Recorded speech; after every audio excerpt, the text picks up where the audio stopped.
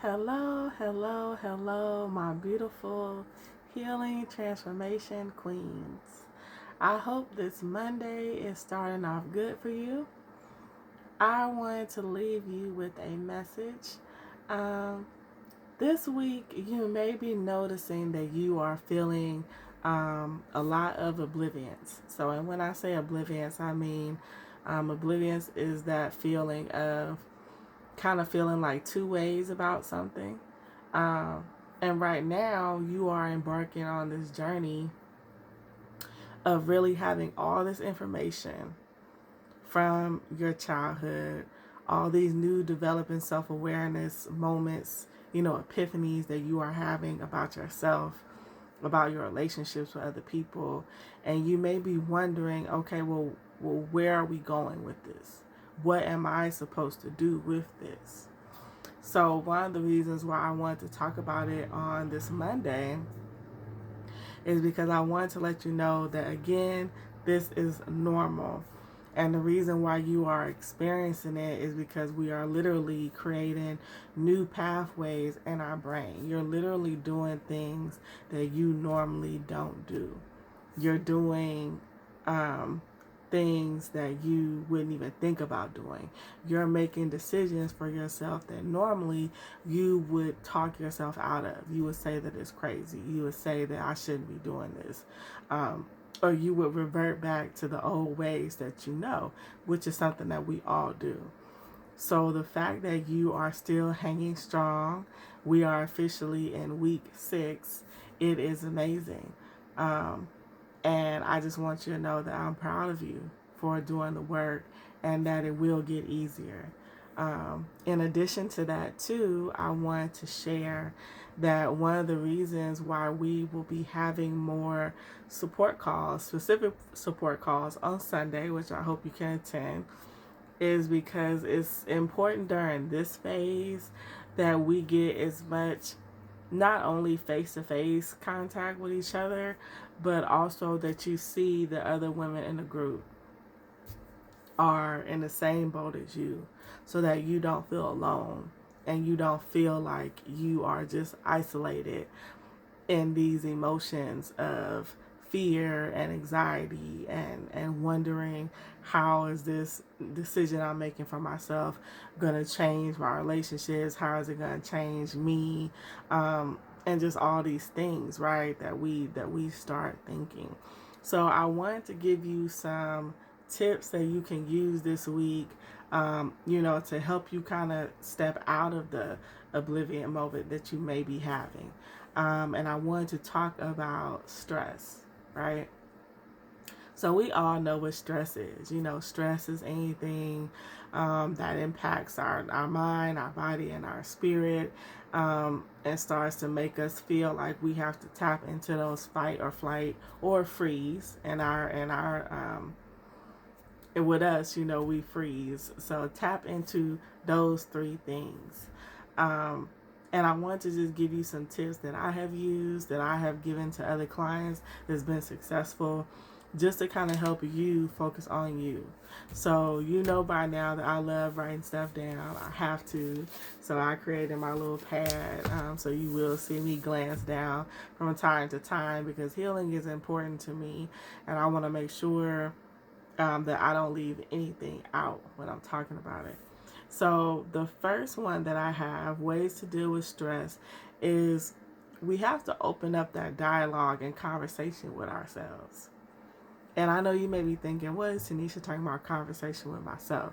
Asking yourself, how am I feeling? Am I stressed out? What's causing me to be stressed out, right?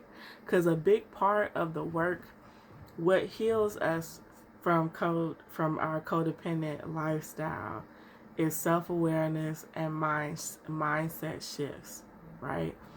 So when we can develop a level of self-awareness about us and about what we are experiencing, it will then help us be able to make the mindset shift, right? So say for example, if I know that I'm at work and I'm being triggered by my supervisor because my supervisor doesn't listen to me, gives me tasks all the time without asking me, and makes me feel similar to how other people have made me feel, now I know it's not really going to help me to stress out about the situation, right? Because this is a feeling that, even though in the moment these things are happening right now, it's triggered by things that have happened very long ago. So the thought of I'm being disrespected, I'm not being treated right, these are actually things that have taken place many, many years ago.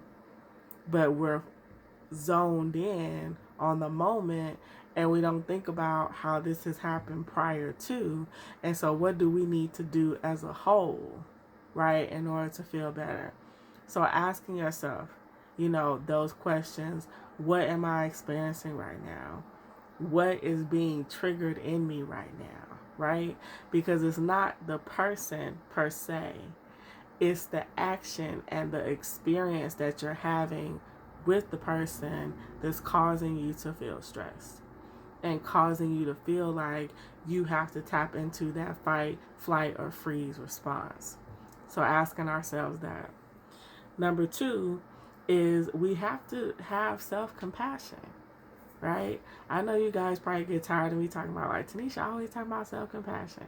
Yes, we have to have self-compassion, and the reason why is because we have been through a lot. In codependency, we don't honor what we've been through, and we don't honor our experiences, right? It's like we have literally been children who were taking care of ourselves in one form or another. For some of you that have children or who have been around children, your nieces and nephews, can you imagine? You try to envision that child doing some of the same things that you did, splitting adults from arguing, or being in your room scared because you don't know if this parent who has this like inability to self-regulate is going to come in your room screaming, right? Or feeling like, anytime you try to step out and do something new, somebody is always ridiculing it, making you feel bad. Therefore, you just stop doing new things, right? As a child. These are all behavior patterns that we now have brought. We have packed up that little bag, okay? As kids, we have packed up that little tool bag that said avoiding people, not speaking up for ourselves, not trying to get support when we need it, not asking for help, not even being worthy of asking for help or support. These are things that keep us safe. So this is how you deal with life. Peace be with you. That's what we did. And so from there, right now we are adults still trying to use these same tools. So in order for you to be able to have self-compassion for yourself, you have to acknowledge that what you've been through and how it impacted you, right? So that's step number 2. Have empathy and sympathy for yourself as well as self-compassion, okay? All of those. Combine them all up and carry that in your spirit this week. Now the third one is focus on, try to focus on the outcome that you want. In this stressful situation, right? What is the outcome that you want? What would you like to see happen for you? Not the other person, but for you, right? Don't think about any other key players. And lastly, give yourself a sense of control, right? By us looking at a situation, like let's take the example that I gave. The supervisor that's asking me to do things that's not within my job description. How is that making me feel? What's the trigger? It's making me feel unworthy. It's making me feel like this person doesn't care about things that I have going on. Well, when did that feeling first occur. That feeling first occurred in childhood stages, then it happened in school, then it happened in high school, then it happened on and on and on, right? So this is an area that we need to address. Now, we definitely can start with this person, but putting it all on the other person and saying that this person is doing this to me and this is the reason why I'm stressed is not going to serve us, right? The reason why we're stressed is because we're not able to identify that these are emotions and feelings that we have not dealt with before, and they continue to resurface. And we want to keep them all the way in the back of our mind and our subconscious, and we don't want to talk about it anymore.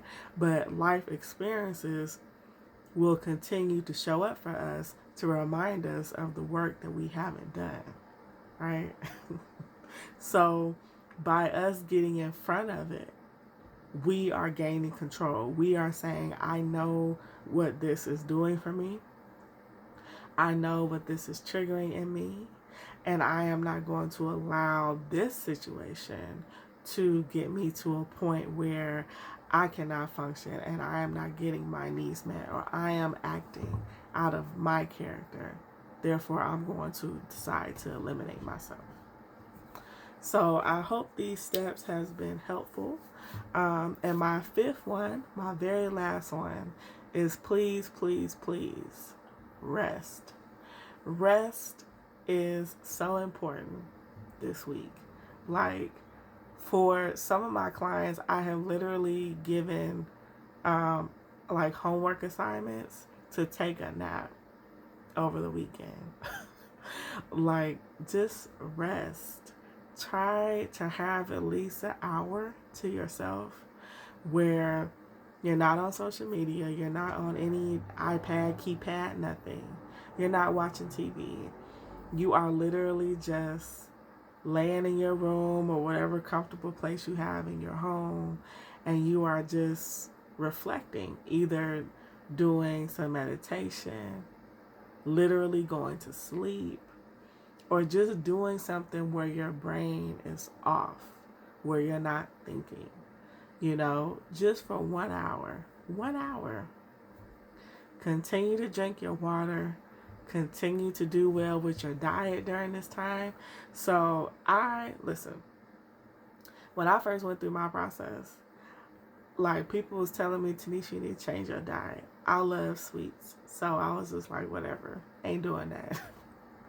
But looking back, and as I continue to move forward even now, the reason why I'm asking you to examine your diet is because literally we are what we eat. So when we eat a lot of sugary foods, a lot of junk foods, it clouds our thought process, and that starts to interfere with the healing, because we start to, it's difficult to be able to let go of the negative thoughts, to let go of just everything, that comes up for us, that those feelings of, I don't want to do this, or I don't feel like, trying this, or whatever.